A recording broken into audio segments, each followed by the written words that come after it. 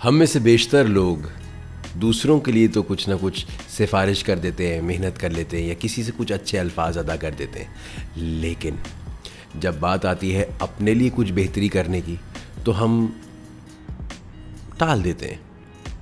चाहे वो ये हो अपनी कोई बेसिक ज़रूरत, चाहे अपने लिए कोई चीज़ ख़रीदनी हो, चाहे वो अपनी सेहत का ख्याल रखना हो।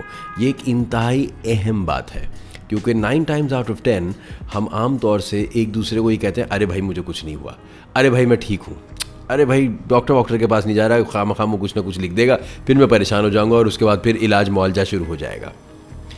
You see, ignorance is bliss. और हम उस खरगोश की तरह काम कर रहे हैं इस वक्त अपनी सेहत को लेकर, जिसने सोचा कि वो बहुत देर तक भागेगा और उसके बाद आंखें बंद कर लेगा, तो जब उसको शिकारी नहीं नज़र आएगा तो वो बेफिक्र हो जाता है और उसको लगता है कि शिकारी चला गया।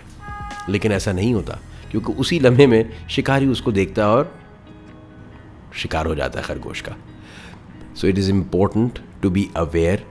सबसे इम्पॉर्टेंट बात और अनकंफर्टेबल बात ये होती है कि आप इस बात को एक्नॉलेज कर लें कि आपको हेल्प की ज़रूरत है या आपको मदद ले लेनी चाहिए। अब एक दफ़ा आपने इस बात को एक्नॉलेज कर लिया और आप इस पेडिस्टल से उतर गए कि नहीं जी, मुझे कुछ नहीं होता, मुझे कोई हेल्प की ज़रूरत नहीं है, मैं तो अक्ल कुल हूँ, मुझे कोई कुछ नहीं सिखा सकता।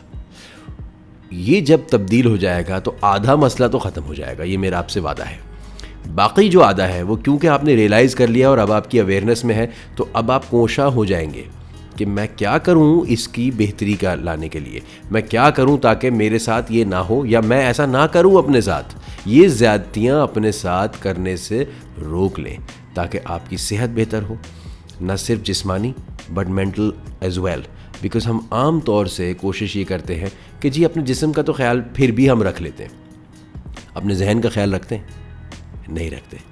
जब तक कि कोई ये ना करार पाए कि ये पागल हो गया है या इसको नफ्सियाती हस्पताल में डालना है, तब तक उस नौबत आने तक हम अपनी जहनी नशोनुमा का बिल्कुल ख्याल नहीं करते, जिसमें ये याद रहे कि ये इंक्लूड होता है कि आप अपने जिस्म को जो चीज़ इनपुट में देते हैं खाने की सूरत में, वही आपका जिस्म बनाएगी ना। तो अगर आपको शुगर है और आप कार्ब्स ले रहे हैं तो क्या होगा?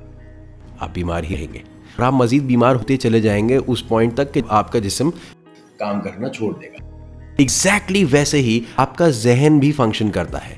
तो डिपेंड ये करता है कि आप अपने जहन को इनपुट क्या दे रहे हैं, और अगर आपने इसको सही इनपुट दी तो ये चलता रहेगा और ये हेल्दी रहेगा। हाउएवर, अगर आपने इसको गलत इनपुट दी, यानी कि नेगेटिविटी, पेसिमिज्म, मुसलसल उसको ये बताना कि मैं ये नहीं कर सकता, मुझसे ये नहीं हो पाएगा, या ये मेरा बहाना है और मैं तो हूँ ही बेकार, तो क्या होगा? एक दिन इस बात का ये यकीन करना शुरू कर देगा और ये हमारी बिलीफ बन जाएगी। और जिस बात पर आप यकीन कर लेंगे उसको तोड़ने के लिए आपको उतनी ही ज़्यादा मुश्किल का सामना करना होगा। तो अपने जहन का और अपने जिस्म का दोनों ख्याल रखें और ये मत सोचें कि मैं अक्ल हूँ या मुझे नहीं होता, अरे ठीक तो सब अच्छा तो है। प्रॉब्लम है, it's not the problem, it is the improvement that you need. Stop telling yourself you don't need help and ask yourself, what can I do to improve?